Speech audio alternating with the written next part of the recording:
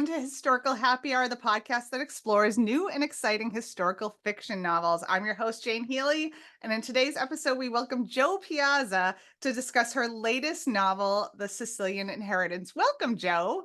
Yes, please Hi. hold it up. I Yeah, love I the have it cover. right here because it's so freaking pretty that I literally carry it around with me It and is just so pretty. Yeah. I put it on the table and I'm just like, oh yeah, oh look at that gorgeous book. I love it. So I'm going to do a quick bio and then we're going to jump into questions. Right.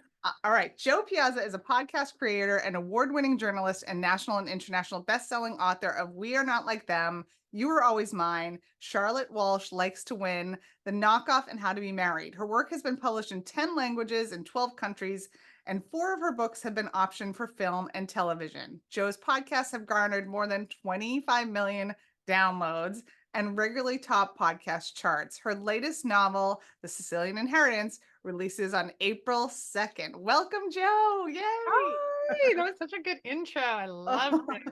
thank you. And I have to do a shout out for your podcast. But when I knew you were coming on the show, I started listening to Under the Oh, Influence, right. Jo's podcast, Yeah, and it's so good. So, so good. thank you. So, It's so fun. I love it. I started that podcast 4 years ago when I had my first daughter, and I was like, I'm just gonna do 8 episodes about social media, and now we've done 100 episodes about how social media changes our lives every single uh, day. and it's so good. You have such good guests. And my daughter and I, like, she's 17 and we love talking about these topics. Oh, It's so good. Yeah. yes. Yeah, that brings me so much joy. Tell her I said hi. I will. I will. So, talk to me about the premise of the Sicilian Inheritance, which is inspired by your family history. It is. It is. So for years, my family has been telling this story about our family matriarch, Lorenza Marsala, that she was murdered 100 years ago back in Sicily. And before she could join her husband in America, her husband immigrated, her sons immigrated, and she was allegedly killed before she could come over. But this story is a 100-year game of telephone. And my family's like very Italian American. So they love telling stories. Some of them are liars and like they make a lot of stuff up. But I've known this story for so long and I was just fascinated by that piece of it of like what would it be like to be one of the million women left behind in Sicily when all of the men immigrated? And I did some research and found out that there were entire towns that were just women, children, and old men. The women took the men's jobs. They learned to read and write for the first time. They were buying and selling land. And it was this really cool moment, like this feminist moment in Italian history that no one had explored before. So I decided to novelize the story. I didn't want to know the real story. I was like, I'm just going to take this nugget about what it would be like to be a woman left behind, and then bring a modern day woman in it who goes back and tries to solve the murder. And one of the reasons that my family said Lorenza might have been killed was by the mafia, and another one was that she might have been a witch or a healer. And so I also wanted to explore what does it mean to be a woman who cares for other women? I mean, not just 100 years ago, but today too. And why do we call certain women witches and why are we afraid of certain women and their power? And so that's how I created this little guy. Oh, And it's my first historical fiction, which yes. I can tell you when you were listing my other books, all of which I love, but my agents and publishers were freaked out. They're like, "You don't write historical fiction. You also don't write thrillers and mysteries. How are we going to sell this?" And I was like, "You're going to sell it like a book." Very good. Yeah. Like a And book. I was going to say, so this is, I mean, you've written several books, but this is your first historical. And that's actually one of my next questions. So it's a dual narrative, present day Sarah, and she goes back to Sicily to find out what happened to her great great grandmother, Yeah. Serafina, in early 1900 Sicily.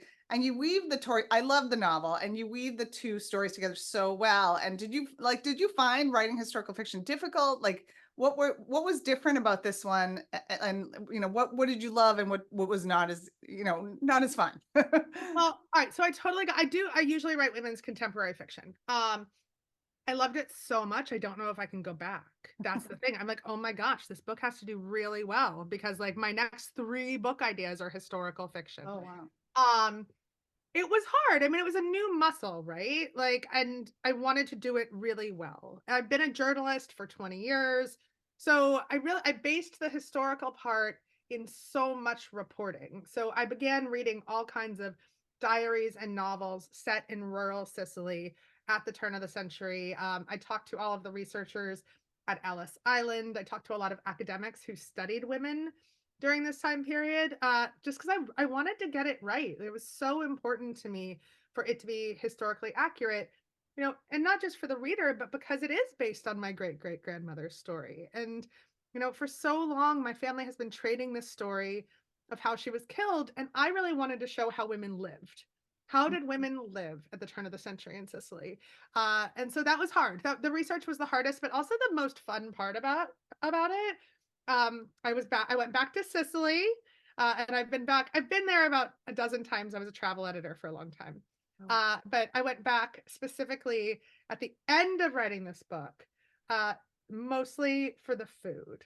So I would just sit in restaurants with my laptop and eat and make sure that everything that was in the book was like described in perfect detail. I would ask other diners in the restaurant, I'm like, how would you describe that squid ink pasta? And this one guy is like, it tastes like I'm eating the ocean. And I I'm like, love that. that's going in the book, kind sir. I'll thank you in the acknowledgments.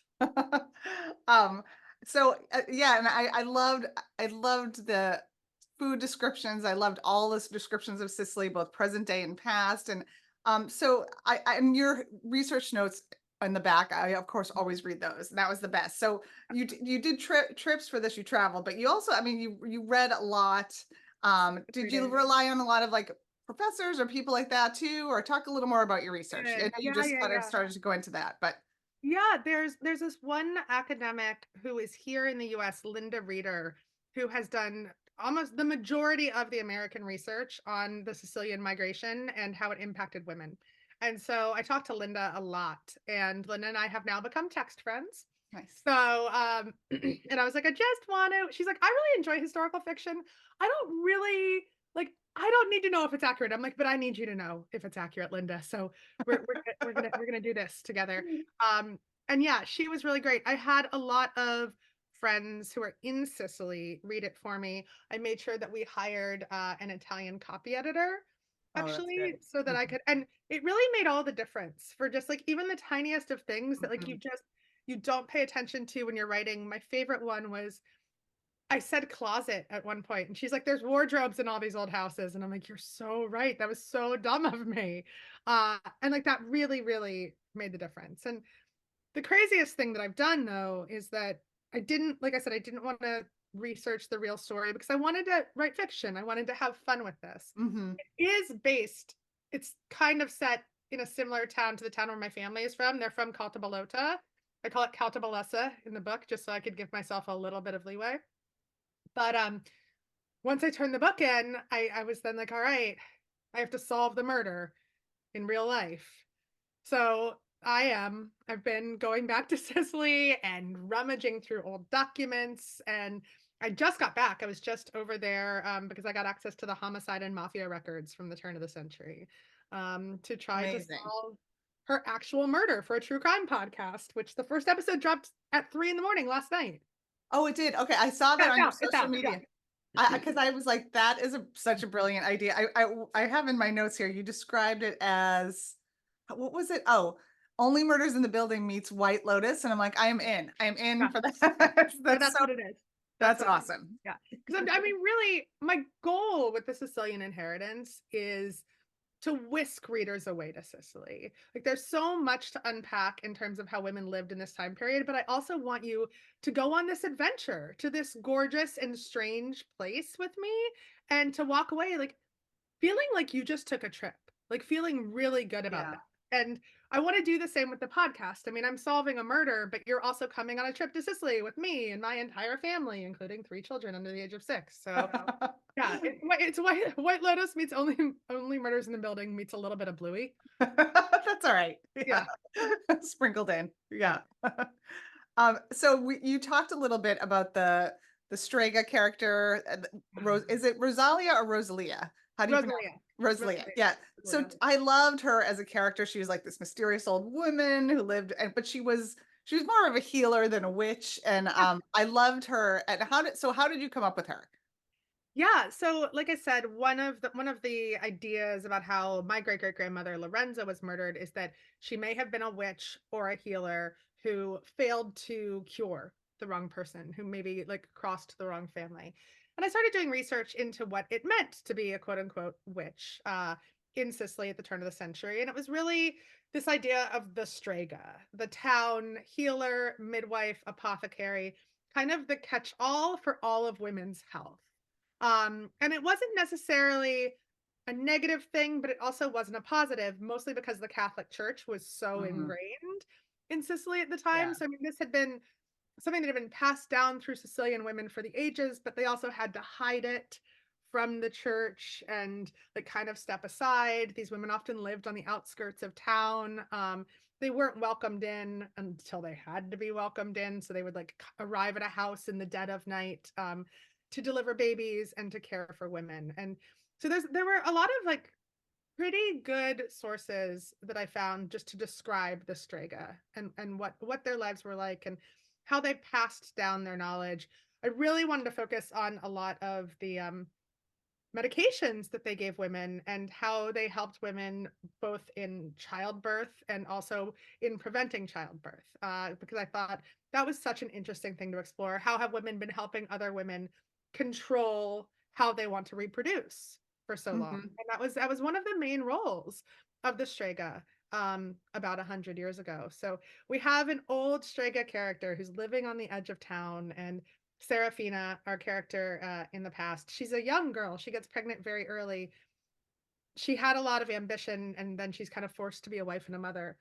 She meets this Strega, and the Strega teaches her everything she knows, and she becomes a healer and a midwife. And she loves it so much. She is so passionate about it. And for the first time in her life, she's like finally feeling her all of her ambition Mhm. fulfilled. And that was such a fun thing to explore. A woman who thought that she wasn't going to have the life that she wanted to have, and then finally realizing that she could have it if she made certain choices.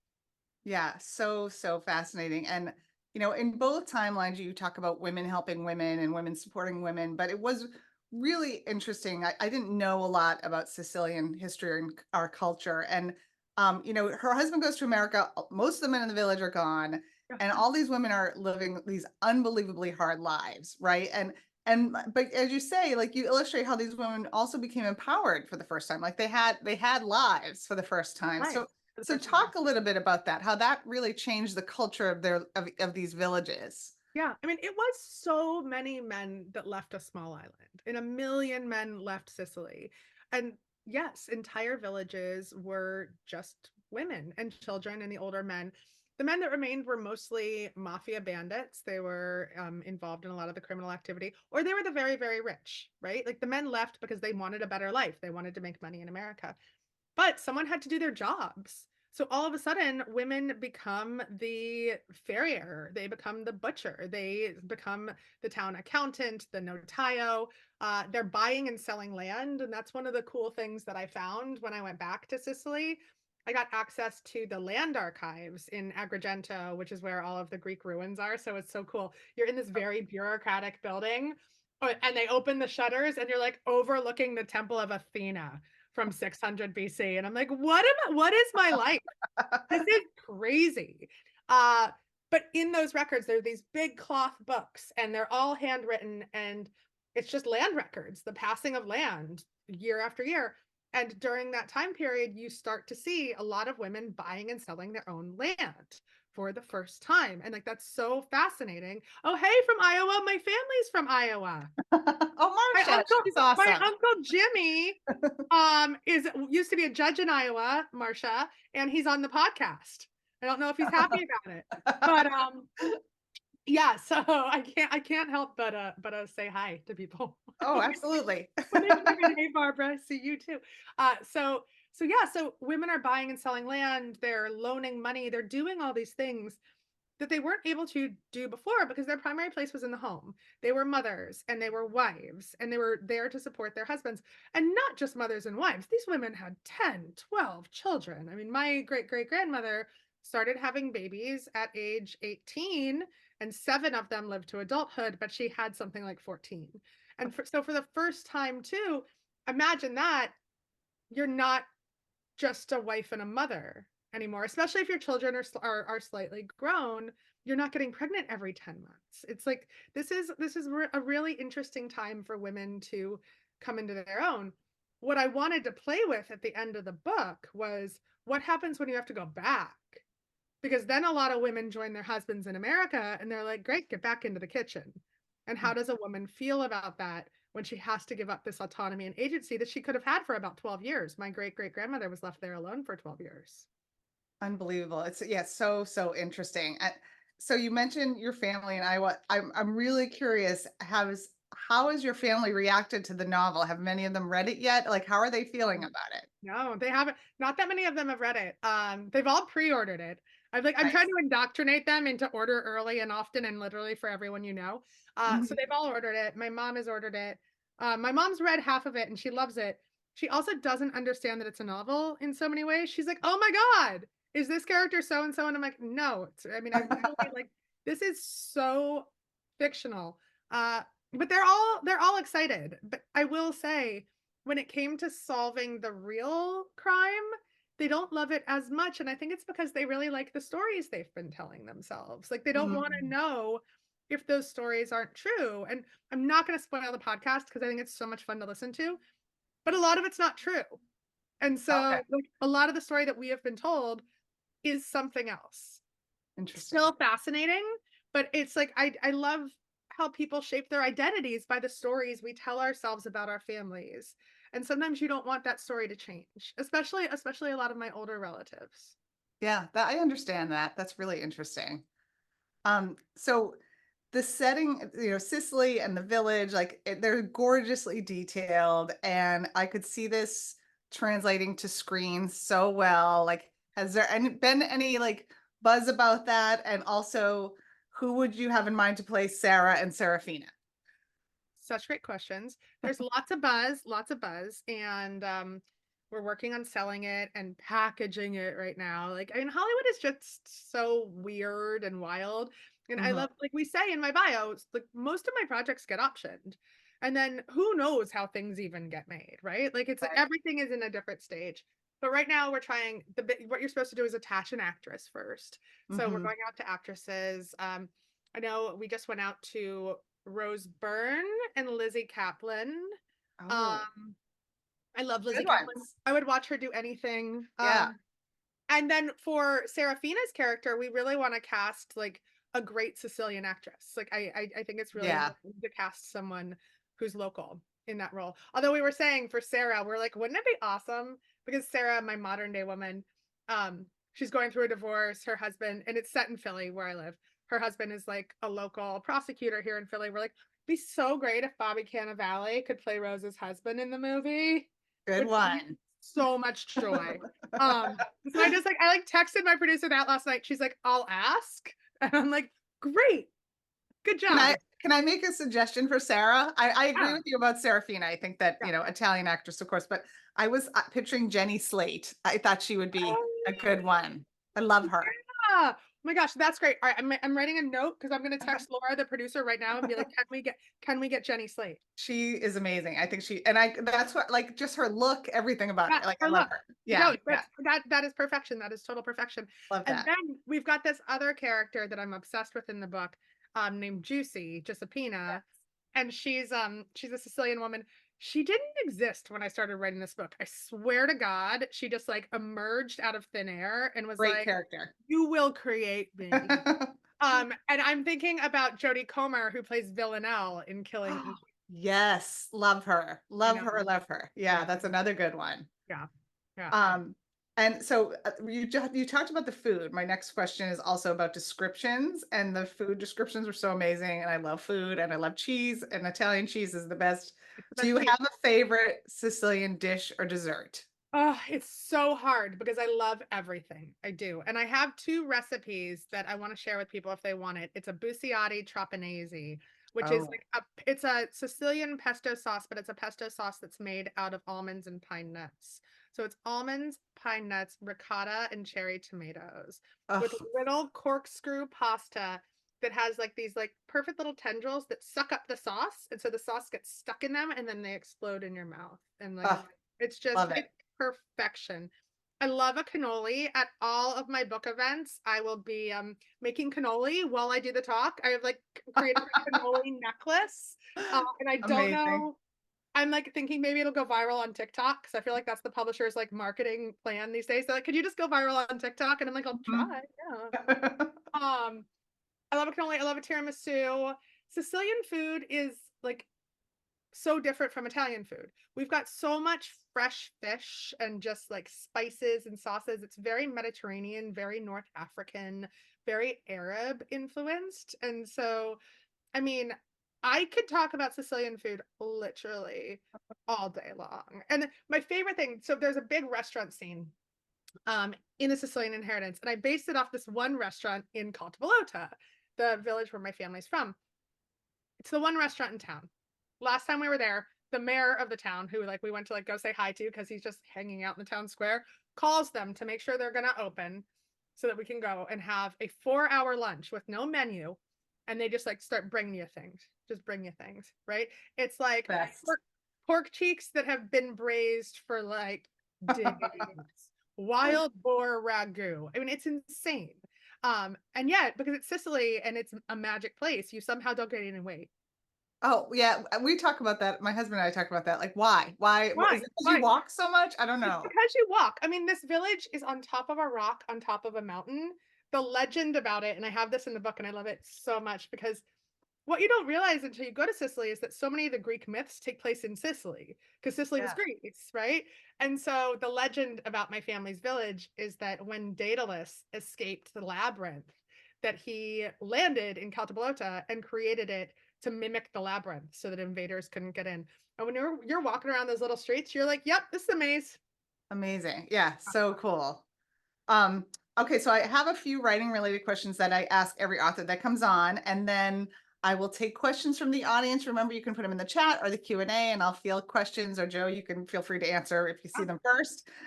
So what is your writing process like? Are you a plotter or are you a pantser? Do you write by the seat of your pants? Like, what's your process? Guys, I just learned the word pantser like 3 weeks ago. Um, I was in conversation with El Casimano, and someone asked El that question, and I was like, I'm obsessed with it now. I'm like, I'm a pantser. I'm a total pantser. I don't plan. I know the general plot of a book. I know how I want it to start. I kind of know how I want it to end. And then I sit down and do 2,000 words a day when I'm like really in the thick of it. Yeah. I don't go back and edit until I'm at about like 50 pages. Sometimes I'll bang out the whole thing, and for me, there's magic in that, especially because Yeah. I've been a journalist for so long that I'm like, it's kind of magical to just let things happen and to let the characters become who they want to be. Like I said, the character Juicy just appeared. And the crazy thing is, I didn't even know that Giuseppina was a name in Sicily. Okay. I had no, nor did I know that Juicy is the nickname for it, but it is. She told me it's like the most woo woo thing ever. So yeah, I just fly by the seat of my pants. I did not know how the Sicilian Inheritance was going to end. And then like when the ending came to me, I was like, well, that's a banger. That was unexpected. Awesome. Oh, yeah. I'm always fascinated. Everyone has different way of doing things. I'd love to hear about it. What about, so you're new to historical fiction. How did you strike a balance between fact and fiction in your storytelling? And was there any strict rules you abided by? Yeah, yeah. I mean, the things that I wanted to get right were historical details. Like what is happening during the time period? What did the language sound like? And especially because Sicilian is very different from Italian, the dialect, and also because Sicilian 100 years ago is very different from Sicilian today. Those were the things that were my non-negotiables. I was like, you will get the time period right, you will get those things right. But then I did want to have the liberty to create place and characters. So, like I said, I made the town Caltabolessa, which is not a real town, but it is also adjacent to the very real town of Shaka and about the same distance from the sea and from Palermo. Um, I loosely based one character. Um, there's an old sculptor in the town of Cotabalessa, and he's loosely based on an actual sculptor who still lives in Oh, Cotabaletta and really? creates beautiful art. Yeah. I mean, the backstory is totally different and everything, but I visited his studio and I love the idea. of someone who's like a now like world-renowned famous artist, like coming back to this tiny village on top of a mountain. And every day you can just walk by his studio, the windows are open, he's just creating beautiful art inside. And so little things like that, I did want to throw in there and pepper it. Oh, I love that. Yeah, I love that little that part of the story. What is your favorite part of the writing process, and what is the part that you dread? Oh my gosh. Okay. I adore the like the actual creation process. Like I said, the like flying by the seat of my pants. I don't know what's going to happen. Like stories just coming out of thin air. I also adore connecting with readers. Like I could talk to readers about my book all day long. I hate publicity and I hate marketing. Like Really? yes, yes. The process of well, because it's harder than ever, I think, to get someone to discover your book, you know? Hmm. The air gets sucked out of the room by the big book club picks, which I'm allowed to say because we were one. We Are Not Like Them was a GMA book club pick. And I feel like, it's really hard to like compete with these three books. And also everyone's attention is so fragmented these days. So I find that part exhausting, that part to be like, all right, we're here, see us, see us. Yes. So it's kind of like a sandwich. Like I like the sides of the Oreo and I don't like the stuff in the Right. middle. Yeah, Yes. it's funny. I think you're so good at it. That's why I'm surprised you hate it, because I find it exhausting too. I find it so exhausting. I had Okay. like 3 conversations with authors this week about how exhausted So we did are. I. Yes. Yeah, we're Yeah. all exhausted. I feel like a show pony and I'm like, look at me. Look Yes. at that. So Oh, much. yeah, yeah. So much. So much. But the connecting with readers makes it worth it. Like when Yes. when I did We Are Not Like Them with Christine, we zoomed into 300 book clubs. And Wow. so like that was awesome. I get to go into Awesome. people's homes and I'm doing that with Sicilian guys. If you want to bring us, to your book club, I'll be on making cannoli while we talk at people's book clubs. And because that's like, I love that part of it. Me too. Yeah, I love that part. I did one with the U.S. Virgin Islands Red Cross Book Club last night, and it was Oh, so shut awesome. up. That's so Yeah. awesome. Yeah, it was really fun. And like you said, like that part is so rewarding and fun. It's the Yeah. other promo stuff yeah, The that's a other struggle. promo stuff. I'm like, I just tried to make a TikTok and I'm like, what am I even doing right Same, now? I know. I know. Yeah. Um, what's the best advice you can give aspiring authors in the audience about writing and publishing and all of that? Yeah, yeah. I mean, the publishing process is so crazy right now. I mean, I think that we're on the verge of seeing it completely transform. We thought that was true with ebooks and it wasn't, but I think this is it. I think the democratization of content and how authors create their own platforms now is going to change things in terms of writing. And so many people told me they want to write a book and I was like, great, do it. I mean, I tell everyone, I'm like, if you want to start writing a book, get your butt in the seat and write 1,000 words a day and do Mhm, it for 30 days. And if you can't, then maybe you don't want to do this. And that's mhm. okay too, right? Right. But I think like the idea of being a writer seems very dreamy sometimes and you forget about the work that goes into it. So I'm like, if you do the work, like it will happen. You will get there. Mhm. But like you have to see if you like the work. You might not. Like I think that I would like to fly a plane, but I've never done it. Right. Yeah. Yeah. Exactly. Exactly. The struggle is real. The So, struggle is real. yeah. So you've co-authored, I was looking at the books you've written. Yeah. You've co-authored a bunch of books. Like, how is that process different than writing alone? Like, and do you prefer Yeah. one over the other, or? No, I mean I like them both for different reasons. So I wrote two books with Christine Pride. Christine was my editor at Simon and Schuster. Oh, oh She wow. edited my last novel, my last solo novel, Charlotte Walsh Likes to Win. And we enjoyed working together so much that we decided to become co-authors and then I got orphaned and had to find a new editor. But working with her is great because we had worked together before. We knew what we were getting into, but she is a planner and not a pantser. And Okay. also, when you work with someone, you have to have a really robust outline because I think that things get wishy washy when Hmm. it's two people trying to make the magic happen at the same time. And so we do like really intense outlines. We know exactly where all of these books are going. And that's a different thing. Like it's also enjoyable, but it's different and it's nice to have a partner because writing is such a solitary thing. And also really nice to have a partner through the publishing process with all of and that book had a lot of crazy ups and downs. And like so nice to have someone to lean on, someone to go on Good Morning America with and talk to Deborah Roberts. Like that was freaking awesome. That's pretty And awesome. yeah, so Christine and I have written two books together. We're working on another one right now. And then solo, like I said, it's just like it's a lot more free, it's a lot more free flowing. Like I feel like a different kind of writer. So this has been great. And now Christine and I are gonna get back in the thick of it. Hopefully, I think this summer. I did NaNoWriMo and wrote 50,000 words of my next book. Oh, good for So you. yeah, also historical fiction. And so we're figuring out what I'm gonna do with that right now.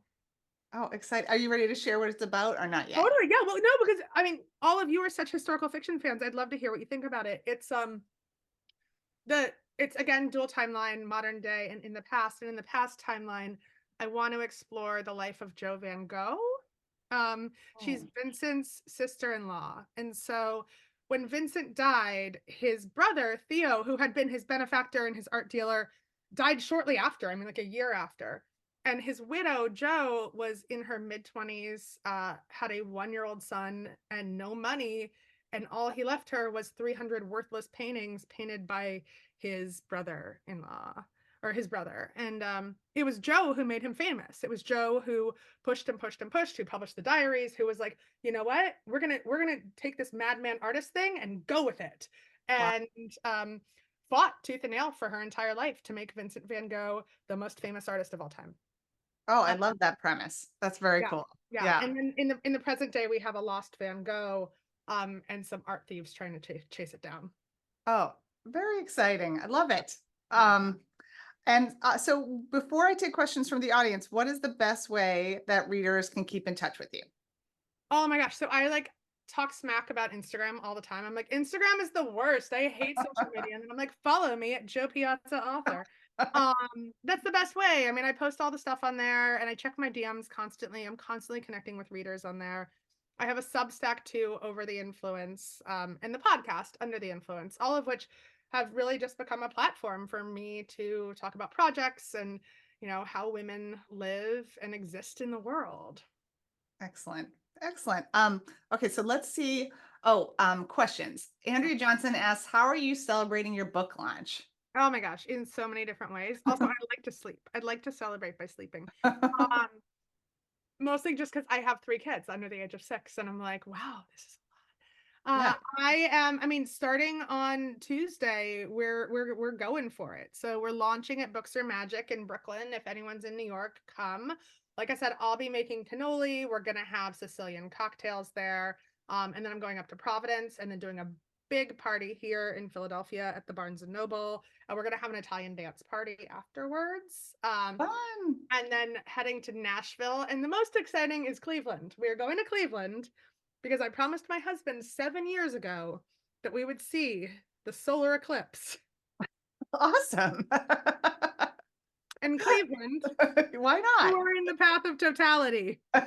And so we are doing a book event with the Italian American Museum there and a bookstore during the eclipse. It's Oh, eclipsing. fun. I know. It's going to be great. So I'm trying to throw Sicilian parties as much as possible and like bring Sicilian food and Sicilian wine and cocktails to everyone wherever we go. Well, if you ever come to Boston, Boston's North End is great Italian Oh, neighborhood, and I would definitely like interview you. We could do like a Q&A thing. let's do that. I'll come Yeah. up to Boston. That sounds great. I think the first phase is bookstores, and then second phase is going to be like cool Italian restaurants. Yeah, cool Italian restaurant. And they do have a little bookstore there now called I Am Books. I am I in mean, the North End. I should just plan it right now. Let's just do Yeah, that. you Okay, should. yes, Yeah. that sounds perfect. I want to do Okay. that. All right. So Karen Pareto asked this question, and I was wondering the same thing. How do you write and do a podcast and have 3 little kids? Oh no, I really don't know. I'm like, do I have a clone somewhere? I've been making podcasts for a long time, so it's been 7 years now. And the technology has gotten so good that it's way easier than it was 7 years ago. But the best answer I can give, and I try to say this to a lot, especially when I'm talking to crowds of younger women, I'm like, I have full-time help. Like we have an au pair who lives here in the house with us. We always have, since my second baby was born, and I work for 7 hours a day Yeah. every single day. Yeah. And like, I mean, I respect the hell out of the women that are like, I get up at 5 in the morning and I wait before my kids go to school. But this has been my full-time job for about 10 years, both the podcasts and the books. I Mhm. like do a lot of different media. Um, and I can't do it if while I'm taking care of kids. So yeah, we have help. I moved back to Philly because my mom is here. And so my mom Nice. takes my big kids. We've got 6, 4, and 1. And my mom takes my big kids for one overnight a week, which is just Oh, like nice. magical. And my kids, like, they see me work, which I think is awesome. They came to Sicily with me and like watched me record a podcast there. They're on the podcast for better or worse. I'm like, can I say murder to a 3-year-old? And he's like, she's seen Star Wars. So It's fine. um he's like, I think it's fine. And yeah, and so that's the only way I can do it. Yeah, yeah, Yeah. excellent. Um, this is a great question from Janet Bonica. How were you able to get access to the Sicilian Archives, and were they excited that your research was for a book that you were writing, or not so Mhm, excited? mhm. This is an awesome question, and I feel like I should do like a whole video series on how to get access to Sicilian archives. A lot of it is going to be in the podcast, so you'll see like that. I am making the producers do how tos. So my family has gone back to Caltabolota a bunch of times, like asking for records, like death records and things like that. And they always claim they're like, "Ugh, there's definitely something dodgy going on over there because we were shut down, we were kicked out. They slammed the book in our face and told us to get out." And after going through the process that I've gone through, I'm like, I just kind of think you didn't have an appointment.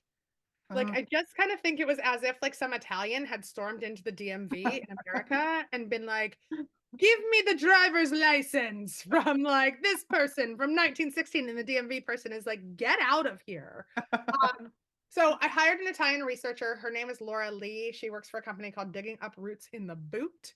And she made me appointments at all of these places. And we had to make them 6 months in advance in a lot of cases and tell them exactly what we wanted, fill out a lot of forms. Laura's a translator who lives in Calabria, and she came to Sicily and she was with me through the entire process. And if she hadn't been, I wouldn't have gotten access, or if I had gotten access, I would have gotten like the very like first level of access. But because I was able to ask questions through her, we were able to dig a lot further. I was like, oh, but what about this? Like, if we see this land record, I want to see what happened to it. Like, I want to trace it here. And then they were like, oh, fine. And then they would pull it out. As for the book, they're like kind of excited. Some people are kind of excited about it. It's a generational thing. Mm, So the people who are like 40 and under are so excited about preserving Sicilian history and like really rebuilding Sicily. And I think the people 40 and above are kind of beleaguered and beaten down because like it has been hard to live on that island for so long. yeah. But the young, so some of the archives in the courthouse in Shaka, the homicide and murder records that it took like a year to get access to, there's a post-it, like a post-it on this shelf that says to be destroyed. And my Wow. the archivist we worked with, Giovanni, was like, yeah, like the older generation doesn't think they're important. They want the space down here. And he's like, I'm fighting to preserve them because my generation thinks the history is really interesting. And so yeah, it's like it is not easy. Like it is not for the faint of heart. You have to do a lot of digging. But then when you find the right person, you're like, oh my gosh, you're amazing. Giovanni and I talk on WhatsApp all the time now too. And I'm like, oh, Giovanni, I'm like, I just got this lead from Ellis Island. I need you to go check this. And he's like, I'll go down in the archives right now. So Amazing. yeah, he's a great character. He taught me the best Sicilian curse word of all time when we were in the records. Can I say it or will I offend anyone? You're good. Okay. So the whole time that we're in the courthouse, like everyone in the courthouse knows why we're there. Like all of these like magistrate judges and stuff. And they keep saying, in boca di lupo, in boca di lupo, like in the mouth of the wolf, which means good luck. Because you know the wolves founded Italy, Romulus, Remus, all of that. Mhm. And so the flip side of that, instead of in the mouth of the wolf, is in la culla di balena, which is you're in the ass of the whale. Oh. Yep, yep, That's a yep. good one. Like if you just like want someone to get out, it's like in culla di balena, and you're like, go to the ass of the whale. That is the most descriptive curse word that I have ever heard. Yeah, that's up there. That is up Funny. there. So there's lots of really lovely comments, by the way, and I will send you the text so you can just see some of them. Okay. But Ellen Eddington says, this has been wonderful. I just pre-ordered your book on Audible. I'm so excited. And this is actually, if you want to, if you could tell people about your new crime podcast and Under the Influence again, just so that what they are. Yeah. Yeah, yeah. Well, Yeah. I can drop why don't I drop it in the chat too? I'll drop both Yeah, of that'd them. be great. While I'm answering this, I'm gonna drop in the chat. So I do want to tell you about the Audible because I did the auditions for Audible and I'm an audiobook junkie. So I was very, very picky about the narrators. I will quit a book if I don't like the narrators. Same. And so for Sarah, I went through maybe 10 different audition tapes. And then finally found someone who I just loved. Serafina, the woman in the past, was harder because they kept giving me Americans doing an Italian accent. And it was like a caricature. It didn't work for me. What we ended up going with is a native Italian speaker speaking in English, not in an Italian accent, but in just kind of a pan-European accent, which is like much easier on the ear, different enough, and like not a caricature. But because she is a native Italian speaker, like she really nails it, and she nails like She all the gets it right. pronunciations.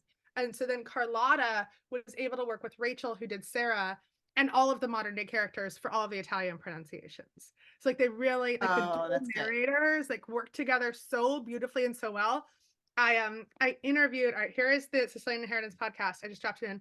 I interviewed Rachel, who does Sarah, for a bonus Under the Influence episode that'll come out on Monday to Oh, talk fun. what she prepared for the audiobook and stuff because I love hearing that stuff. I was like, when you do another character, do you like become a person? And she's like, yes. She's like, I totally like my posture changes and yes. So who did you pick for Serafina? Who, I'm just curious who the narrators are. It is, hold on, let me pull up because I want to get their last names right because I've just been calling them Carlotta and Rachel. Oh, Carlotta, that was her first name. Okay. Yeah. I love audiobooks too, but you can make or break it with who the narrator Oh, is. you can make or break it. That's the Yeah. thing. Oh, so it's Rachel Hirsch, and Carlotta Brenton. Nice. Yeah, yeah, and Excellent. I'll drop the Audible in. Uh, the good thing, a lot of people have been asking me now that the first episode of here's the Audible. Now that the first episode of the podcast is out, people are like, "Oh, should I like listen to the podcast first or read the book first?" I created them such that you can do them at the same time. There's no spoilers in either one, and one is like the reality of the world, and one is completely fiction. So I think they actually just complement each other. Oh, cool. Okay. That's great to know. This has been lovely, Joe. Thank you so much. I love Like I them. said, I'm such a fan, so it's so fun to talk to you. And everyone, pre-orders are huge for books. So remember, Yeah. April 2nd it comes out. So consider pre-ordering the Sicilian Inheritance. Hold it up again because I didn't get my copy in the mail yet up on time. Yeah, So you didn't. Oh gosh, really? yeah, Stop it! but Stop actually, it! one last question. Did you have a say in the cover? Because I love the cover too. I did. You I did? did. Yeah. Um, but so I had to say I had a mood board, all the things, Yeah. right? They freaking knocked it out of the park, It's like on beautiful. the first go. Okay. Mhm. So, but this, I have a fun story about it, and I really think historical fiction fans are going to love this attention to detail. This is the Quattro Conti in Palermo. It's like the old four corners in the historical heart of Palermo. And we have a woman leaning out one of these windows. So I go to Palermo, I'm there with my family and exploring this building that we have a woman leaning out of. And I go inside and I'm like, there's no way for her to get up there. So I asked for the book back from copy editing. They gave it back to me for exactly 2 hours. And I put a ladder in. Oh, I was like, this will be accurate. She can climb up to that window on a like, and I didn't have her leaning out a window. Like at this point, I'm like, if she's gonna be in the window, there's gonna be a ladder. right. I Excellent. don't want anyone walking into this church and being like, there's no way to get up there. Yeah. Oh, because you would hear about it. Historical fiction fans are, yeah, I know. hardcore. And I know that. And that like that is what I love about you. I'm like, Yeah. no. I will do this right for you. Yeah. Well, it's gorgeous. I love it. Congratulations on all your success. Thank you again. We've got a lot of historical happy hours this month. So next Tuesday on April 2nd, actually, we have Kate Quinn and Janie Chang on to discuss the Phoenix Crown. So you can register for that. Joe, I'll release the podcast of this episode on your launch date and the YouTube. Yay. So yeah, Perfect. So congratulations, have a great tour, and thank you everyone for coming on tonight. So much fun. I missed putting 2 of my children to bed. It's so awesome. Well, I hope they're sleeping. So, There's only one left, and okay. it's my favorite one, so Okay, good, good. All right. Thank you so much, Joe. Have a wonderful lunch and have a great night. bye, Thank you, guys. everybody. Thank you. Take care.